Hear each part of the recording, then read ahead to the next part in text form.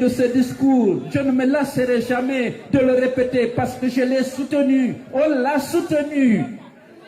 Parce que son discours semblait répondre à nos attentes, à nos aspirations, à la démocratie, à la liberté. N'avait-il pas dit qu'il va mettre fin à l'instrumentalisation de la justice? N'avait-il pas dit qu'il allait mettre fin au piétinement des droits et libertés des citoyens, au dysfonctionnement des institutions? Bon, parce qu'on a tendance à nous reprocher d'avoir soutenu un coup d'État.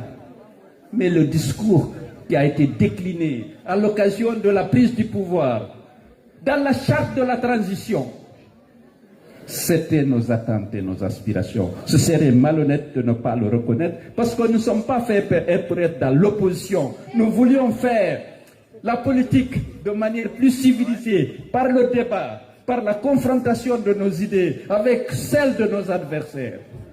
Il a promis,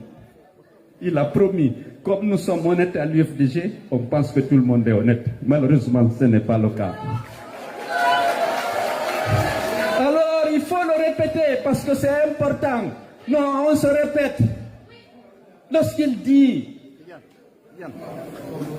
qu'il va arrêter le piétinement des droits et libertés des citoyens, il l'interdit l'endurement, il le met en bonne place dans la charte de la transition qu'il jure de respecter devant le peuple de Guinée, devant la plus haute juridiction de notre pays. C'était devenu un serment d'officier, un serment d'un homme qui a eu la chance d'être à la tête de notre pays. Lorsqu'il jure, nous pensions que c'était vraiment de bonne foi. Mais aujourd'hui, les droits et libertés des citoyens, où sont Fonike Mangé, Biloba, Marwan Kamara, Sadou Nimaga? On ne peut pas ne pas le rappeler, parce que c'est un devoir de parler d'eux, de condamner les actes, l'injustice, la disparition dont ils ont été victimes. Sinon, on aura trahi le devoir si on ne parle pas d'eux. Même si on se répète, j'accepte qu'on me reproche de me reprocher. Mais c'est des gens victimes de leurs convictions. On doit leur rendre hommage.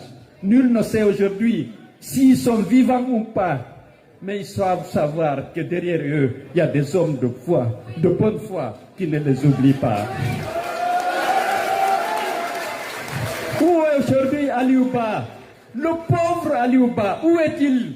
Incarcéré, condamné à 2 ans de prison ferme, parce qu'il est leader politique. On ne peut pas ne pas répéter, on ne peut pas ne pas parler de lui. C'est un devoir. Les 65 jeunes qui ont été abattus froidement parce qu'ils manifestaient parfois contre les coupures d'électricité.